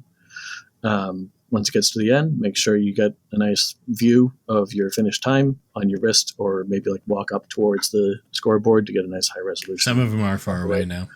Yeah. But it's also, your score is right on your wrist for your time. So if you want to just see that, that works. End the recording and upload it to somewhere public. I like to link my headset into my computer, transfer the files to there, and from there upload to my YouTube channel. But also people have done just upload it directly from the headset to a Facebook group. There is a Walkabout SpeedRunning Facebook group that you can just submit it directly to there, and then use that link to submit the score on speedrun.com. So you don't want it in like Google Drive or anything, because you want it to be clickable so someone can watch it, essentially. It has to be publicly visible, yeah. Yeah, makes sense. I'd say ideally YouTube, because who knows what Facebook does with those videos eventually. Oh, yeah. But the previous admin actually got locked. His Facebook account got locked at some point, and so all those videos that he'd put up just weren't visible anymore. Oh no! Now we need new high scores just so we can see the videos. Yeah. He's got one. He's got his last first place record is Seagull Stacks Easy, and that's hosted on Twitch. And there's a little bubble that comes up that says this is in danger of being deleted by Twitch. Oh no! All right, I'm gonna save it down. we need it all saved. We need the history. So you've got Sorry, I was just about to ask with the speed runs. Can, when you submit via YouTube, is it okay if you just submit unlisted? At least is that because there's a link that will work? Yeah, that works. Fine. Yeah, okay. Yeah, it doesn't have to be public. Findable on YouTube.com. Got it. Just a link. Yeah. Then once you get that, you submit it. Write what your time is, and then it'll come into my queue, and I'll get an email that says there's a run waiting verification. I'll go make sure that everything's hunky-dory, and then it's confirmed. This is different from Samson. You said you were happily surprised at how fast it was verified.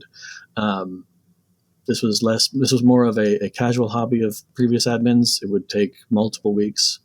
You'd eventually remember that the site existed and go back and see the queue of 50 things. And then also you'd have to go through them with the timer and say okay, start now, and then end there, and just to make sure that everything is fully accurate. Yeah. And when it was I think Arizona Modern Easy, there was some millisecond accuracy for like which run was Place. faster than the other. Yeah. So we had to put it into some like video editing software and Oh my frame count gosh. and such. It's dedication. That's crazy. Yeah. Yeah. Thank God for race mode. Exactly. Yeah. That's but also, so like, crazy. submissions have slowed down. But if something comes up there, then if a race mode comes up against one of those old mode ones, and it comes down to the second, then I'm gonna have to like look a little bit more carefully at that first one. Yeah. So you haven't had any of those yet? No. Thank God. Independent review is basically you need an independent review. With the I feel like it's the NFL. so you got the obviously you've got the different courses in there, and you could do like a specific theme pack or you know, a few courses and such. Do you have can you do it hole by hole potentially? Like, do you have like a leaderboard for like fastest hole or anything like that, or not? That, I can't imagine a way for that would make sense, because that would be just too many categories. Yeah, that's fair enough. And I don't want to try and figure out who's tourist trap easy hole Too one much, is faster yeah. than the other. Yeah. It's certainly outside race mode. That's too much. Race mode is the only way that could ever be possible potentially. Yeah, and if even that. then there would probably be ties. It's like, Yeah. I also hit the hole in one. Yeah, way Oh, too yeah, many that's ties. true. Yeah, Yeah, not that- even worth it. Yeah, that's very true. Very true. But at least you have the videos in there to watch them and such, which is great. Another one that doesn't work in race mode that you have to do the original way is you can do 2-player or 3-player runs. So you got some people in the lobby take turns, go in a row, and you have to both finish the entire course. And then submit that combined run. Okay. And I did see there are a good amount of 2-player runs submitted. Yeah, there's some. But not very many 3-player. No. That makes sense. But all those 2-player ones, they're going to be very beatable if you try. That's true. That's true. That's not going to be my cup of tea, because I don't want to coordinate with another person for like, when do we restart this run, all that, and coordinate timing. I just want to like hop into my headset whenever I feel like it. Yeah. All right, Samson, let's go into it and just get all LTO. the records. Yeah, let's do there it. you let's get all the records. So Andy, just as someone who's obviously, there's a lot of speed runs that you've done, and you are top even with other people in there and such. Do you have any like tips for those trying to get like better scores, rather than just like, okay, just keep studying the videos that other people have done? But do you have any like general tips that you would have? Sure. If you're there are certain, mostly it's going to be get a good score. Is, just be good at the game is going to get you a lot of the way. Yeah. Hitting like long putts accurately. If you miss by an inch and you're just off the hole and you have to go up to tap it in, that's some time lost of the ball has to reset right before you're ready to hit it again. But when you do get that, and this is going to be in all cases, you can get a sort of a sense for how long it takes for the ball to for your grip to putt to be unlocked and hittable. You can start your backswing as it's about to unlock and start swinging, and then it unlocks and you hit it, just to not have any downtime in between. Another thing you can do is, if you know your ball is going to land in the cup, you can jump ahead in advance to the next tee of the next hole, so that you can be ready when the ball goes into the cup back there and pops up here, so you can have your shot lined up and go for it right away. This only works for some hole-to-hole transitions. That makes sense. Some are further away, but some are right there. But to do that, you also have to know exactly where on the floor the ball's going to pop up, because if you're like a foot If you have to away, rotate too, then you've lost the time that would save, rather than just speed tapping the clicker to jump to it. I'm a clicker. I tried it, even on Seagull Stacks, where there's what's going from like 3 to 4. I think you can definitely just teleport there. You can see it very easily. But just to be safe, I'm just come on trigger. You want to see champ triggers. You want to see a great example of that. The Tourist Trap Easy first place by Corbs 007 has so much jumping exactly to where that it's going to be. He knows it in advance. He also knows that like this one to that one, I'm not going to be able to do it. So just tap the trigger. It's poetry. And probably on every tee shot doesn't even look up. If you know exactly where you're already going to try to hit that ball. Exactly. That's a waste of time to look in advance. There's no thinking. No, there's no thinking when it comes to this. You just got to, it's got to be instinctive. Yeah. I mean, and that's another thing. Like if you take the time to line up a shot, that's a cost that you are accepting. Might be better to just do a layup that gets you close rather than doing a very careful lineup to make sure you get it right that you would probably do if you were just going for a good low score golf wise. Yeah. Is the Tourist Trap Easy one, is that on YouTube or is that on the Facebook? The Tourist Trap Easy one is on YouTube. Yep. Maybe we link it in the description, Dan. Yeah, sure. It's like a fast run. 3 minutes and 21 seconds. That and Cherry Blossom Easy are both 3 minutes 21 seconds. He only posted that 7 months ago as well, so it was relatively new. Like a lot of those submissions like 3 years ago and such, but that was a recent one. Yeah. Let's get it going. That guy who has the Tourist Trap Easy and the Tourist Trap Hard records, he's also the only person other than me who has done an Easy plus Hard. He's the Tourist Trap Master. Yeah. I didn't even try. He is the Tourist Trappiest. Yeah. Fair enough. Other tips for getting a fast run. I think that's going to be most of it. Yeah. Studying what the right lines are and what's going to make you faster. And some of them you're going to take different lines entirely. It might be a little bit more risky, but it's so much faster. Sometimes it's just barely riskier at all.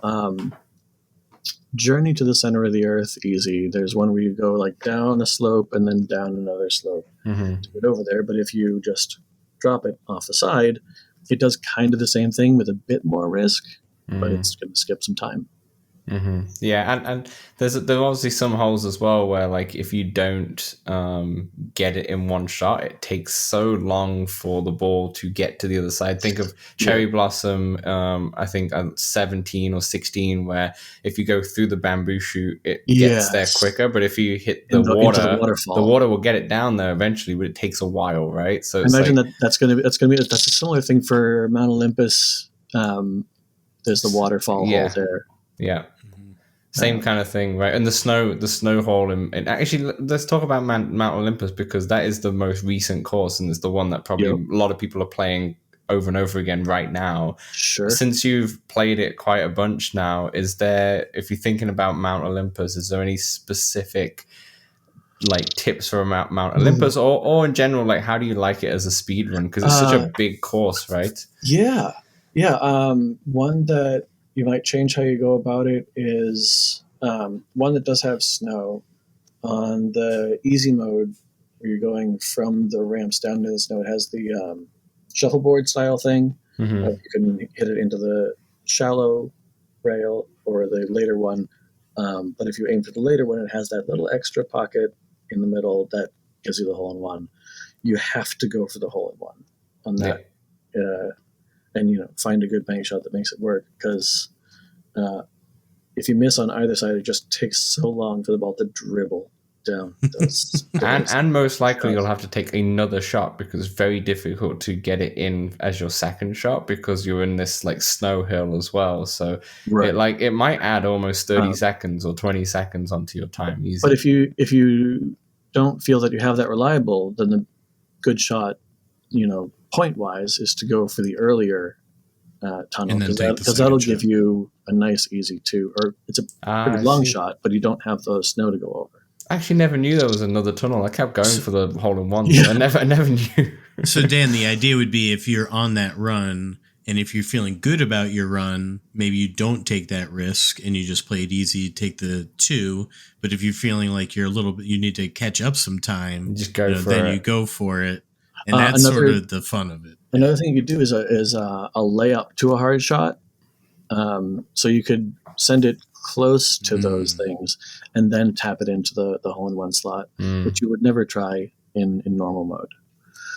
You always hit it into something. But if you're going to speed run it, I think when I was speed running one of the Mount Olympus, the the one where you go across the narrow bridge all the way across the lava. Yeah. My run, I did like a little layup to that bridge so that I could reliably get it all the way across. Yeah, that's fair. Which I wouldn't have done otherwise. Yeah, and you've also got the one with the symbols, with the cracks as well, where one of them is going to give you a hole in one, but if you aren't confident with it, you can go left and try and get it close and such, and do it that way. I mean, there's in the end of the day, like you said, if you're just good at the game, it's going to shave a lot of time off the score, right? But then it's realizing what tweaks to make beyond that. Like if you're just and adjusting each run like live. Yeah. Right? I mean, another thing, if you're just going to shoot it straight into a hole, shoot it faster. Because either if you miss, you'll go over and you'll go far, but it takes less time to get from the putter to the hole if you hit it harder. If I'm not playing speedrun, then I'm going to try and lay it up. I'm going to try and land it dead on the hole, but that's so much time of it just ticking slowly, slowing down towards it. Another one is if it's far away, I'll go bank off a back wall behind it, because hitting a wall severely reduces the speed, so you can go fast up to it, and then walls will slow it down, and then you can take your next shot. Are you talking about the longest hole ever in Walkabout history, which is hole 6, I think, or hole like 13 on hard? Nope, not talking about that, because that doesn't have a back wall. Oh yeah, that's true. On the hard one, it doesn't. The easy one does, though. I feel like the easy one you can get away because there's a lot of space there, and it should still give you a shot potentially. But that's not going to change how you do it. Speed running, though, you always have to do that for those. But like Bogey's Bonanza, when you go down 2 ramps and around the side, and then there's kind of a long putt to the back. That one you can just speed it up towards the hole and then tap it in. Yeah. Wow. So you just completely skip it. You don't even go for the water barrel. Oh, you're talking about the silo thing. No, I'm talking about before that, when it goes down a ramp and then down around the side, down 2 ramps. Oh, okay. Oh, I get. Yeah. I know what you're saying. Yeah. Depending on where you are and such. I just want to point out too, like when we're recording this, which is about a week or so out before you're listening to this, someone's already posted from Mount Olympus. I think, Andy, you've been beaten already by Den Cruel Gut, who has a minute of 4 minutes and 50 seconds for Mount Olympus easy. Yep, beats my 5.5 minutes. So about like 35 seconds faster than me already. Nice. Is there a hard one or just the easy? I have a hard score of 622, which is absolutely beatable by anyone listening to this. I don't know if it's absolutely beatable. I don't know. That course is hard. Try on that. I was about to say, it's such a in the hard mode. There's so many places for you to just mess up. Even from hole 2. Random. Hole 2. I mean, even like when we played the gravity. When we were playing together on the day of launch, I had a really good score all the way up to 18th, and 18th I just completely shit the bed. I could not get it, and ended up tapping out. So you shipped the bed. I shipped the bed big time. Yeah, exactly. Yeah, and that's another. That's an unfortunate thing if you're doing a speed run and you lose time way at the end. But if you're running stuff by yourself or with someone else who is consensual to this, if you miss some stuff early, stop the recording, go back to main menu, restart fresh, and get a good early start, because that's not a lot of time wasted. But if you're at like hole 16 and it's taking you 6 strokes to get in there, well, hope you were fast on the rest of the course. That is what happened to me in my Seagull Stacks 18. Right. Took me, completely screwed me up. And then I was like, all right, I may as well finish it. And then I was like, oh, that was way faster than even still second place. Yeah. You were going for a trick shot, but then you landed over. And then I didn't even realize it landed in. And then I was even late to getting to it. Yep. I was like still waiting for it to be in front of me. But if you're good enough on the other holes, then it still can end up as a good time. Exactly. Very good. Very good. And is this with Walkabout, because of the speed running and such? Is this your go-to game in terms of what you play the most on Quest, or is there any other games that you play right now that you really enjoy? At this point, it is. Like I said, 11 table tennis. I'll go into. I'll do some Beat Saber if I want a shoulder workout and some aerobics, Right? Because I have gotten older than I was before. Actually, just last week, downloaded Tetris Effect for the first time. It's a fun one. Yeah. More difficult than I expected it to be. I recommend a controller, like so you can have the D-pad. Personally, I prefer the D-pad with Tetris. Oh. I didn't even know you could. Yeah, you could Bluetooth or like USB it. Sure.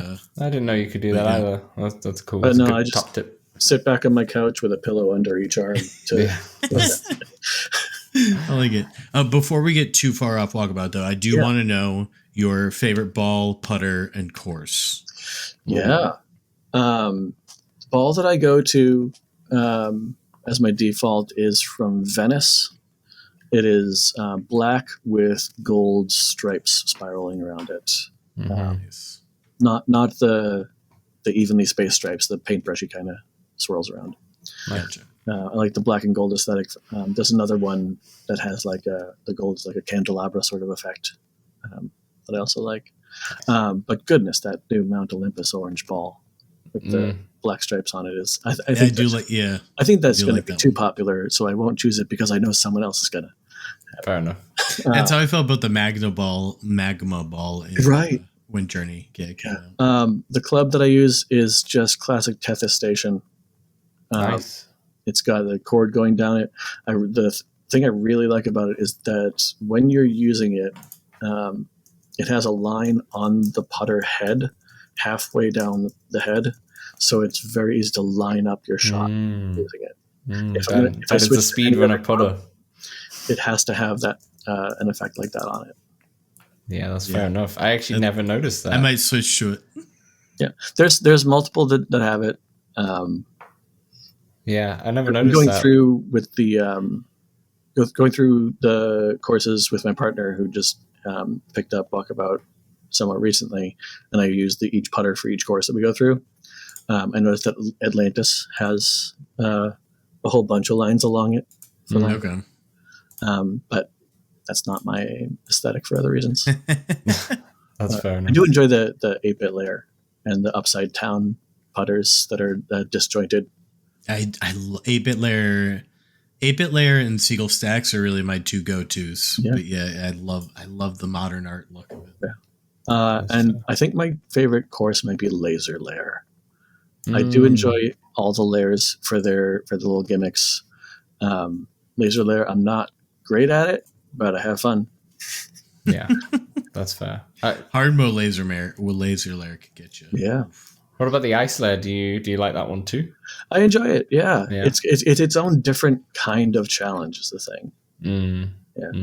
I asked because now you can buy the evil puffins on the 3D printed thing. Yeah. Good plug, Dan. Nice plug there. I was going to buy them, actually. I just wanted the puffins, so I was going to buy 3 of them, it was about $30 Canadian, which was fine. I was like, this would be cool on the bookshelf or so. But then because I'm in Canada, the shipping is the same price as buying 3 of the puffins. Yeah, so just get them sent to me, and I'll get. I see you. Once every 2 years.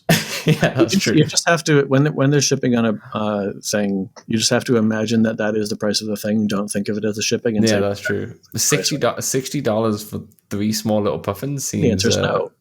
That's a bit much. Yeah. Yeah. Dan, I hope I get them because I did also order the Walkabout putter in like January, and I haven't yet to receive it, and it's from that same company. So I did order a set because I couldn't resist. It's coming. It's coming. We'll see. One day. Wait, Andy, do you use a Walkabout putter or do you just go straight controller? Yeah, as a controller, I've got a like a cover on it, like a rubber sort of glove. I see. Yeah, very good. Did you want to plug anything? I know you're in a league. I'm not sure. Oh yeah, plug it or not? Yeah. Yeah, it'd be great to get more people into the classic golf league. is what it's called, CGL. It has a Discord. I'm actually not sure what the best way to find it is. They're not an official. If you come to the LTO Discord and then find boom. Of course. Exactly. And you know how to get into that. Exactly. Go into the Walkabout Stuff channel. Mm-hmm. There's a link there. Yeah, we can link it in the show notes too. Yeah, right. Oh, yeah, good call. But yeah, they've got amazing infrastructure on the back end for rankings. They've got different like formats and ways to link up players with each other for like what room to go to and what format to do and what whole they got a little wheel on a website that it spins like a Wheel of Fortune thing, and that says what course you're going to do. But also there's a weekly tournament that has like 12-week seasons that each weekend you'll get paired up in a room of 3 or 4 people, and you'll run the randomized easy course and then hard course. This last time it was Journey to the Center of the Earth Easy, which I got a personal best on. Nice. And then Labyrinth Hard, which kicked my ass. Yeah, that's there's about 100 people or so in the tournament. There's a whole website that coordinates everything. They've got stats. It's really great. People on there are really good. So if you want to like learn how to get better, those are some great people to learn from. Yeah, even just when you were playing with us last Thursday, thank you for joining us, by the way. Plug our Thursday night. Come on down to Let's Talk Oculus Discord and join us for a Thursday night, 7 to 9 Eastern. And you were teaching us all shots. And it was and those were just ones that I found myself in practice. So I'll dive into practice mode. And that's another thing, if you want to race, go into practice mode first. Yeah. After you've learned your lines, or if you want to just find some, practice mode, do one hole until you've got it down, go through each of them, and then do your race mode time. Yeah. It's definitely just, even in general, if just play it first to get your bearings and then do your race, right? Because I feel like if you go in cold, then you spend too much time thinking about what you're trying to do and such. So you're not going to be your best self. No. And certainly those trick shots, you gotta practice those. Depending which one, I do want to shout out other speedrunners in the community that have gotten some great scores. Like I said, I've got 12 first places for the regular sort of modes, but 6 of those, half of them are entirely uncontested. That might be because no one else has thought to try. That might be because someone has watched my video and said, no, I think I won't do better than that one. Probably not. Performer. There's a guy called I'm So Awesome Face that has 18 first place records, and only one of those is uncontested. Wow. Most of those are on the DLC courses. From Laven has 9 first places, all of which are very contested, including some of those very early ones. Might As Well is another one. And he also puts out some YouTube video guides. Might As Well has a YouTube channel. 2 Lambda is another one that has 9 first places. That one, I think I've seen some videos on YouTube. Yeah. And he's came in pretty recently. So that's been great. Andy Bizzle's Seagull Stacks Easy. He has got a nice bunch of commentary on the video submission of like comments for like, here's places where time could be saved on these holes. That's cool. Stuff like that. And like I said, Corpse 007 is the tourist trap king. I'm going to watch that after this one. Yeah.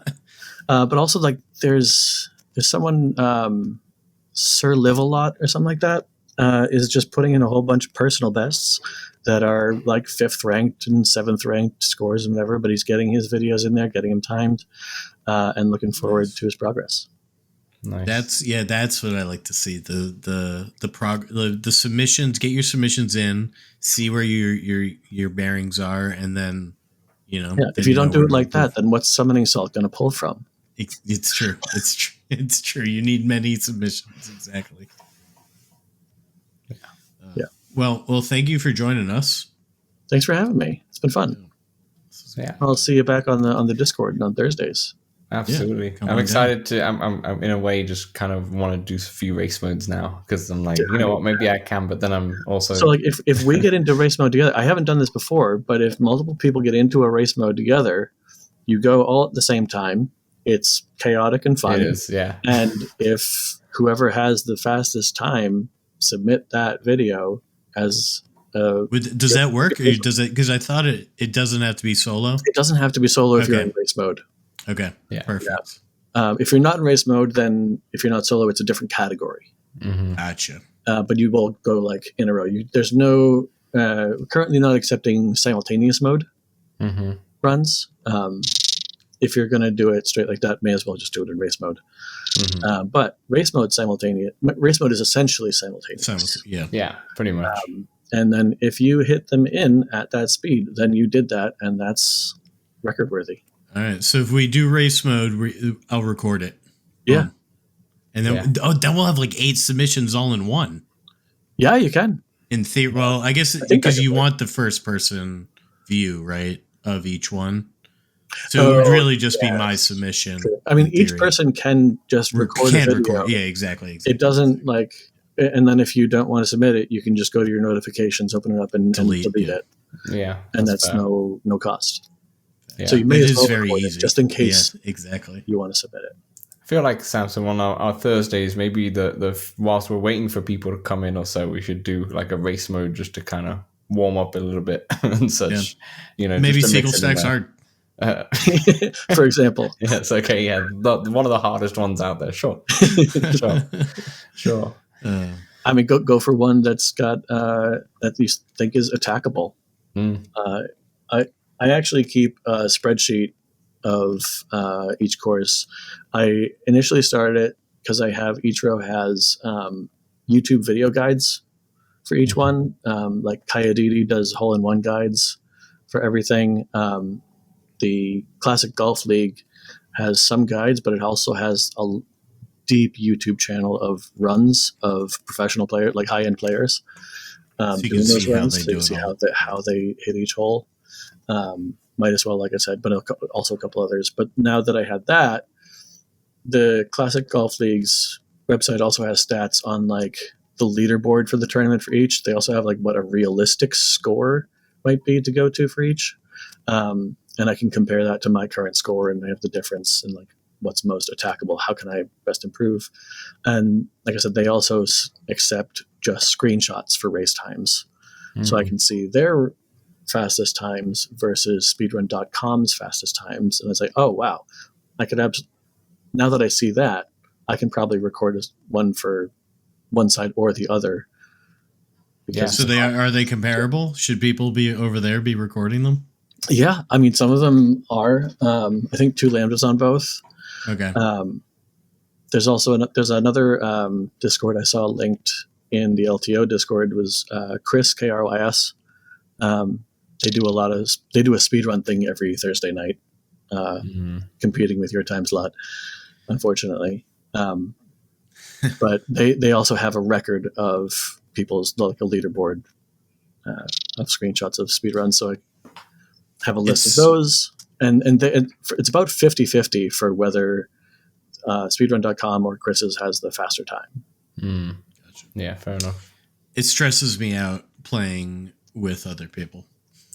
It's chaotic. That's why. It does increase the adrenaline. Yeah. Yeah. I remember when the first time we played race mode, like all of a sudden everything just silent. went quiet. Yeah, everyone was so concentrating. There was like 6 of us or whatever, and everything just went so quiet. Because there's no time during which you're not focusing on your shot. Exactly. Exactly. It was just funny. It was just hilarious. But And anything that you would say is not probably going to be relevant to whoever's listening unless you're Right. still early in it or someone's like right next to you. And all you're hearing is the people getting the hole-in-ones or the birdies because you still get the noises. Or the miss it's- yeah, or- Oh, yeah. All the yeah, you hear fireworks. everybody, so Yeah. it puts pressure on you whilst you're doing it. You're like, oh my gosh. Or It's fun, the though. exclamations of joy or sadness. yeah. Yeah. The actual ones, yeah. It's very fun though. I'm glad it's a thing, and it's cool because like a lot of speedrun games are like find like glitches and such, and that's how you can kind of Yep. get runs. Where this one's like it's just you're just fast. Well, it's the trick shots, Stan. The trick shots. I guess are the it's the trick shots, but the trick shots, I feel like they're there. Like, there's not many trick shots, I feel like, that people have just kind of made up and it just works with geometry. I got a feeling that, like, Walkabout places specific things for a reason. Like, oh, there's a rock on the side just in case anyone attempts it, and there's a 0.1 chance. Some of them are, and some of them are not. Yeah. I would say, if you're calling something a trick shot, I'd say, I would guess a third of the time, Mighty Coconut did not put it there intentionally. Yeah, that's true. You think the tourist trap hard one, that's intentional? It's absolutely intentional. Yeah, that's fair. The backwards one? Yeah. There would be a wall. 100%. Yeah, 100%. You just look over there and, like, there's the hole. Why would I not try? That's true. Yeah. It encourages you to. I don't know how much they cared about, like, tuning the difficulty of it, but it's a pretty well-tuned difficulty. Like, in tournament mode, on the CGL Discord, there's like a little poll of, like, are you going to go for it? Yeah. Yeah. It's definitely doable, though. I realize you have to have reliability of at least getting it 1 in 3 shots for it to make it worth it. Yeah. So if you're going to miss 3 times in a row, probably, you may as well just go the slow way.